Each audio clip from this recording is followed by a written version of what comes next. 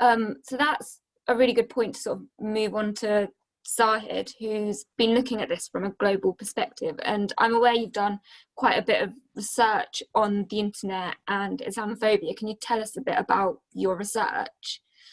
Sure. I mean, where to start? I mean, first of all, a lot of what Miqdaad and Faima said covers the basis of what we're trying to track online in a very detailed way. We're looking at basically this culture that has come of age in the last 10, 20 years, where it's okay to basically slander Muslims without any consequences. What we're interested in doing is tracking how these phenomenon are amplified and weaponized, frankly, with social media platforms and online in general. And a lot of our research has been looking at extremism writ large, from wherever it comes from, because we see patterns that are very familiar. And when we look at Islamophobia in particular, one of the things that we've been tracking recently in the last few years is how Islamophobia is weaponized in the context of political elections. And you name the country. I did a long research project in Kenya where that was the case, and we've seen it in Sri Lanka, we've seen it in India, and of course in the West, all over Europe and the United States. And we see spikes where it's one of those tools that gets used because it's so effective and so easy to use without consequence that you can count on it being implemented the closer you get to an election. And of course, how it's used, it's used in many ways, either to disenfranchise Muslims themselves, or to attack candidates that are standing up for Muslims or sympathetic to Muslims or Muslim themselves. And it's done, of course, on all the platforms we know, because as Miqdaad referred to earlier, we're talking about things that may not be illegal, but certainly do leverage these feelings about Muslims in a way that achieves the aims of those who are implementing those strategies. So one of the things that we've done recently, in addition to tracking how Islamophobia is weaponized in elections, is we've just now finished a project. We're in the final stages of it, working with a whole host of civil society organizations in the U.S. over the past year, particularly Muslim organizations, on how to build resilience and combat Islamophobia, especially when it is used to disenfranchise Muslim voters or Muslim candidates or activities to support them. And it's been a fascinating process because we're talking about organizations in the U.S. like CARE, MPAC, Engage, who have spent many years learning the ropes on how to navigate the political scene, but of course have had to deal with Islamophobia, and mostly online, used to disrupt them. And it filters into the mainstream culture, into the press, and into even Hollywood, even entertainment. All those the Venn diagrams that overlap when it comes to Islamophobia, are incredible to sort of witness. But looking specifically at the election, because I think there's so much to learn there. We looked at it from two ways. One is, how can community organizations, especially Muslim organizations that represent communities or candidates for office, defend themselves effectively against disinformation? And that's a lot of Islamophobia is rooted in disinformation that attempts to sort of silence them or cease their activities. And the other thing is, who's amplifying this stuff?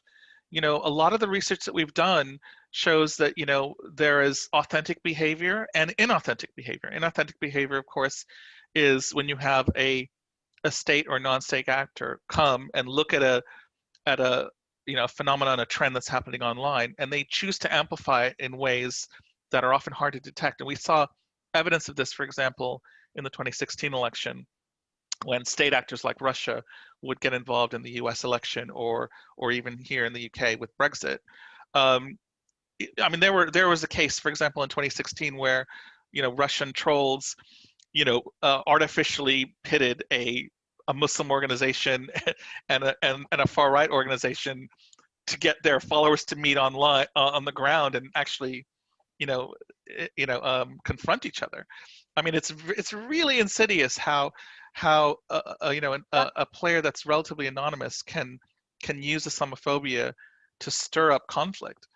And of course, this has had deadly aims and deadly consequences in Myanmar and Sri Lanka, as was mentioned before.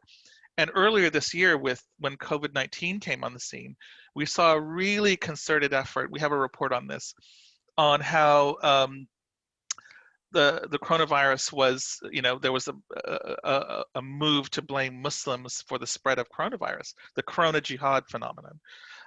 And in a place like India, where there's already so much happening against Muslims, and with a government that is openly hostile, this had very serious consequences. And a lot of that, of course, because we're talking about the internet, spread to Hindutva groups in the U.S., who were being openly courted by Trump when Modi visited, and so forth. So I mean, there's, it's the most reliable tool in the toolbox of political actors that want to mobilize followers for political aims. And so we've spent a lot of time this year. A lot of my year has been spent working with these organizations in the U.S. to try to, in anticipation of this. We knew this was going to happen. We knew this was going to be weaponized, and it started out really by what we do is we map trends online, and we do search for the inauthentic amplifiers. Because if you can identify those actors, you could search for ways to marginalize them, either with the cooperation of the social media platforms, or by naming and shaming, frankly, in order to limit their ability to amplify Islamophobic content. And the one thing that I will say that was very interesting about this year is that in the US, and it's probably a byproduct of the Trump era, you had more Muslims running for public office than ever before. And part of the challenge and part of the response to Islamophobia is crafting the narrative, and that involves getting involved in the public space, whether it's in the media, whether it's in journalism, as Faima was mentioning, in mainstream media, or in the political space. And that is probably one of the most effective ways to push back against the impact of Islamophobia as it, and the plausibility of a lot of the disinformation about Muslims that's promoted online. So, it turns out that, now that the elections are over, 57 out of 110 Muslims that ran for state level office and above were elected, including Muslims in very red states. And so I think there's maybe a sliver of good news here as to how we can overcome the very real, spread of Islamophobia, the weaponization of it, by standing up, crafting that new narrative head on, and showing the diversity that exists amongst Muslim populations. That alone dispels a lot of the narratives. And I think there's a light at the end of the tunnel. If we can continue to do that, we can limit the way that Islamophobia is weaponized. So you spoke earlier about sort of in the election, Islamophobia wasn't actually the most prominent sort of campaign out there. Can you tell me a little bit more about the sort of different forces that were at play and how they sort of relate to Islamophobia, or what the sort of commonalities are there, and how we sort of go about tackling sort of these hateful campaigns sort of as a whole, really? Yeah. Well, we started 2020 with working with a lot of Muslim organizations in the US, feeling that Islamophobia was going to be the key driver used against them, and especially against Muslim candidates running for office. But one of the things that is different this year than it was 2 years ago, 4 years ago, were some very prominent Muslims, of course, elected to Congress. I'm speaking about Ilhan Omar, Rashida Tlaib, and others. And in the political scene, nothing more in the United States has started to shift the perception of Muslims than the elections of Muslims to federal office in the U.S. And it turned, and of course they were handily reelected, with huge majorities, despite everything. And you've all seen the stuff that's been thrown at them from Trump, especially, and none of it stuck. And I think, again, a sliver of good news here is that when you have that platform and you have that attention, how you use it to push back against Islamophobia can be effective, and especially if it's done in a way that is rooted in social justice, rooted in getting allies to stand alongside us, in defense of Islamophobia. I mean, that's that was true from the day the Muslim ban was put into place. I remember flying into the U.S. the week that Trump was inaugurated to a sea of faces protesting the Muslim ban in Washington, and they were not just Muslims; they were from a whole variety of backgrounds. This is part of the answer. Part of the answer for us to push back against Islamophobia is to make sure that we have those partnerships. And I think that did a lot this election season. There was so much noise in the air about the subversion of democracy, about getting out the vote and so forth, that Islamophobia turned out to be not one of the leading barriers for a lot of the Muslim organizations working in the U.S. It doesn't mean that Islamophobia wasn't used. In fact, it was used against a lot of mainstream candidates running because they had, stood up for Muslims during the Muslim ban and elsewhere. They were the ones who were getting, the sort of Islamophobic attacks almost more than the Muslim candidates. I mentioned before that, everything that was thrown at Ilhan Omar and Rashida Tlaib didn't stick. So there was a sense there that actually, maybe we can navigate through this. And again, the focus was getting out the Muslim vote. Mgage, one of the organizations leading that charge, got 1 million Muslims to go out and vote in key swing states. And it likely tipped the difference in favor of Biden. And this is despite the Islamophobia that was leveraged against them as an organization. So it's, again, that's one side of the equation. The other side is, what do the social media platforms and their role have to do, with the way that Islamophobia has been amplified? Just this past week, Senator Dick Durbin rallied 13 of his colleagues to write a letter to Facebook to take anti-Muslim bigotry seriously. This probably wouldn't have happened a couple of weeks ago or even a couple of years ago, but there's a sense now that one of the biggest drivers of Islamophobia, which is President Trump himself, is soon to be out of office, that we can now take this issue seriously. We can have a serious conversation with the social media platforms. We've done it for other similar issues. We did a report on Holocaust denial on Facebook, and Facebook, whether it was because of our reporter or otherwise, did end up changing their policy on Holocaust denial because, all the people who were using it to inflame hatred against Jews. So there are precedents being set about how we can start to address Islamophobia on platforms, and we can start to find out where those boundaries are, whether it's rooted in regulation or it's rooted in the terms of service of these companies themselves. We'll find that, inshallah, we'll find that sort of middle ground, which will at least minimize the way that Islamophobia is used to disenfranchise. And I think that's key.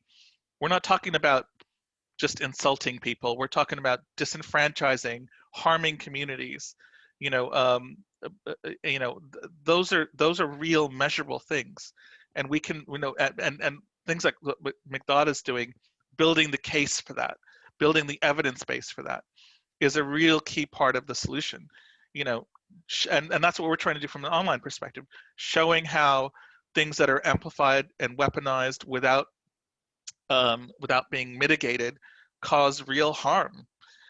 And so the social media companies will have to answer for this. And so I think we are building that evidence base up collectively, and I think that there's seeing the way that the winds are blowing, the social media companies will have to sort of adapt accordingly.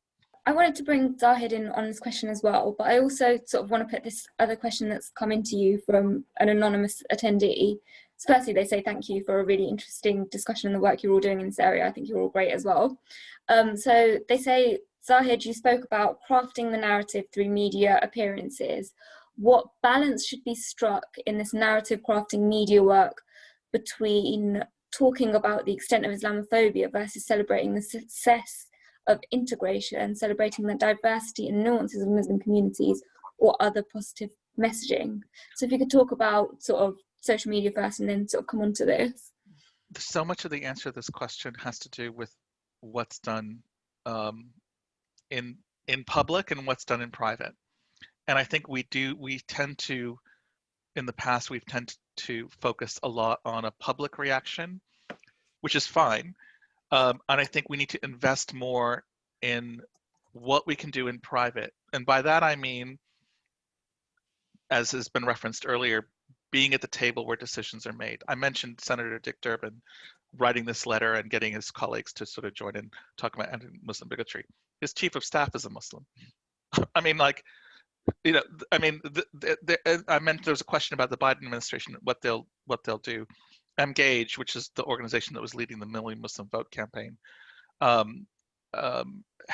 we had a private call with him with 3,000 Muslims watching, where he promised that he would staff his administration to look like America, which includes Muslim Americans, and would hire Muslim Americans. And sure enough, his transition team has 3 Muslims on it, 2 who served in the Obama administration. So there's a really, you know, I mean, it's starting to look like those promises will be kept, and those very talented individuals will be helping make decisions about these issues from the inside. So we need that combination. We need to be in the boardrooms, in the heart of political power, in the heart of the creative industries, and then of course have the public faces. I mean, Hassan Minhaj just in the last year was doing so much to change the narrative about Muslims before his show sadly got canceled. Just one of many, many people in the public space, you know, who are directly challenging the things that Islamophobia thrives on. And part of this narrative crafting process is sucking the oxygen out of the air that allows Islamophobia to grow. Remember, a lot of these people are filling in vacuums. You know, some are doing it, of course, a lot of them doing it very deliberately. Others are filling in the vacuum with what makes them feel good or what makes them, you know, make sense of the world.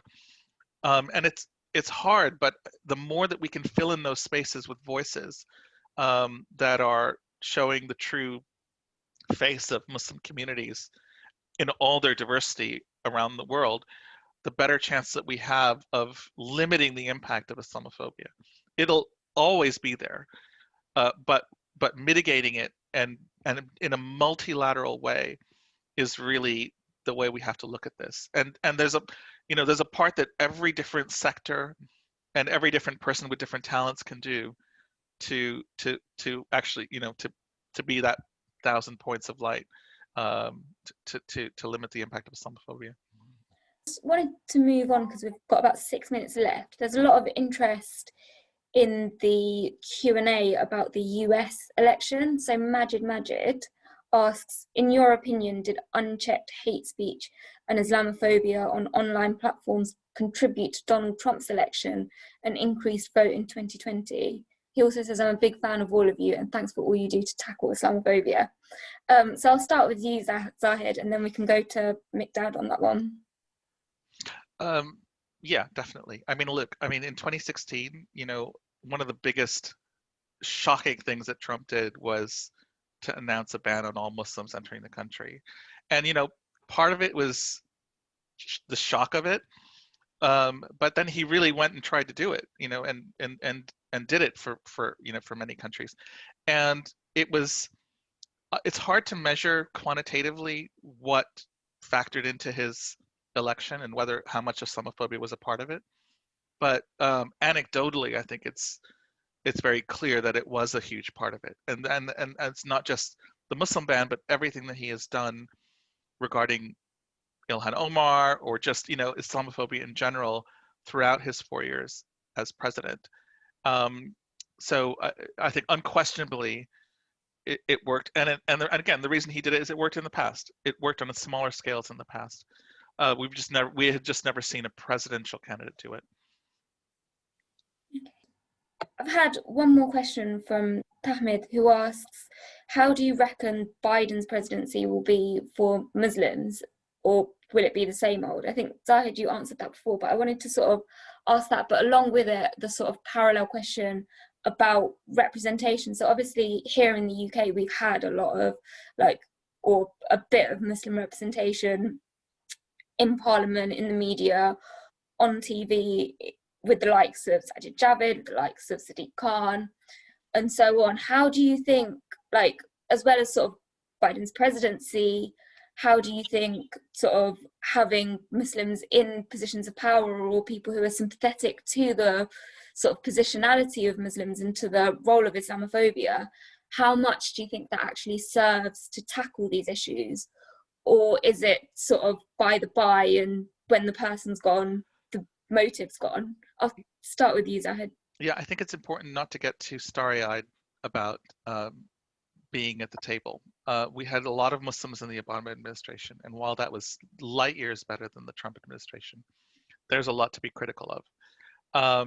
Now, having said that, there's a lot, having Muslims at high levels, and there were, from State Department, Defense Department, and so forth, doing great work independently of who Obama was, for example.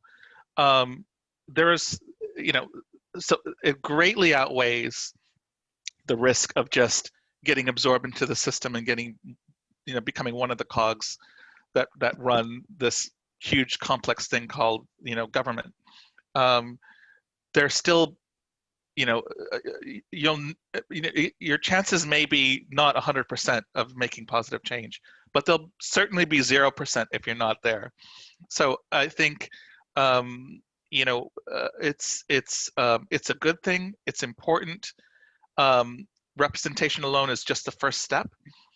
It doesn't mean that, just having the faces, and I'm sorry, you could look at the Tory government and they always trot out ethnic minorities, but that doesn't change what the government is doing.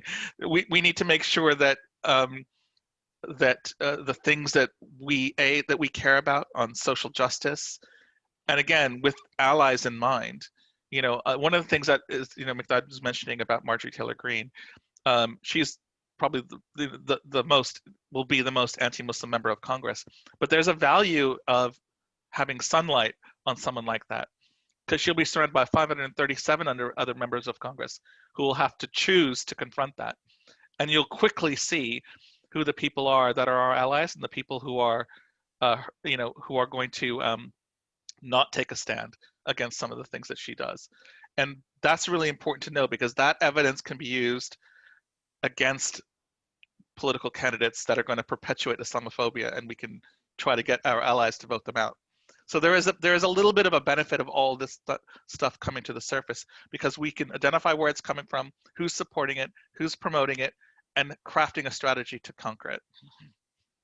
Yeah, definitely. And I think sort of all of us a little bit can speak to the experience of being in positions where we are the representation. And I think there is a difficulty that each person faces. I think sometimes we often talk about, actually, when people are in positions and they're sort of representing, we talk about the people who are doing it well and the people who are doing it poorly, but actually one part of the discussion that always gets missed is how difficult it is to advocate for yourself, for your community. And you sort of touched upon it a little bit, Faima, earlier when you mentioned sort of being ratioed, or sort of bringing things up with your editors and not being taken seriously, or sort of being denied. And I think we've probably all, I certainly have, in my day job, I work in policy, which I most of the time am the only woman around the table, if not the only brown person, the only Muslim.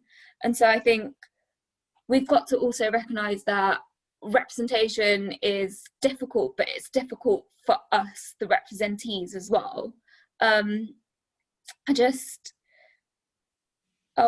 told I have to close this up, but I'm gonna give you all a minute to do some closing statements, and if you want to come back on that. So I'll start with you, Miqdaad.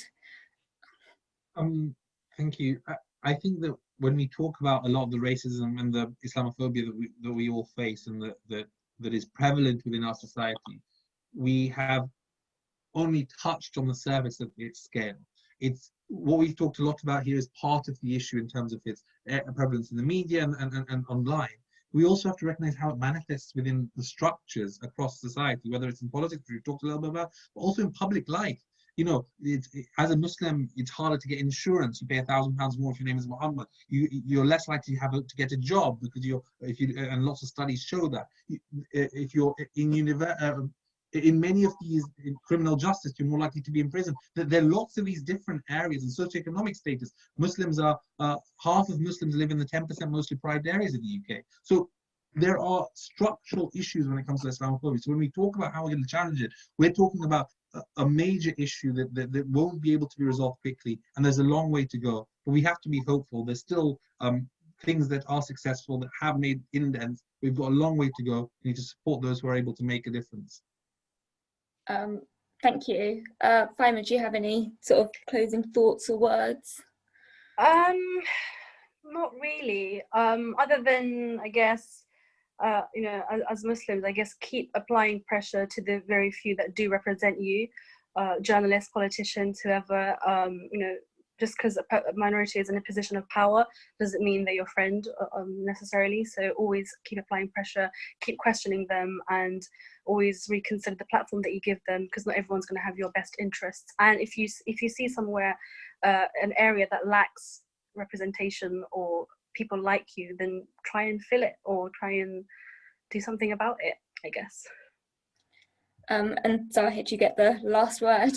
Sure. I mean, we're talking about things like government and the social media platforms and the internet writ large, but really one of the things that every single person can do where they are is to meet people who aren't of your faith and get them to know the real you and the real face of Islam. I mean, one of the things I learned from my mother-in-law is that they moved to a neighborhood that was all white, and they immediately invited everyone in the neighborhood over for food to get to know them. And when an EDL march happened down the street, they all got out in the street literally to sort of protect them. We did the same thing on our street when we moved to where we are, and made sure that everyone knew us. And you know, there's a sense that it makes a difference, and that ripple effect will eventually reach the internet, will eventually reach government, will eventually reach the media. That's one thing that we can all do, that we don't have to have a technical brain or a political brain. Just get people to get to know a Muslim in real life. And that is a wonderful thought to end this on. So thank you so much for being an excellent panel, and thank you for everyone who's joined and asked questions. I'll let you all sort of get on with your evenings.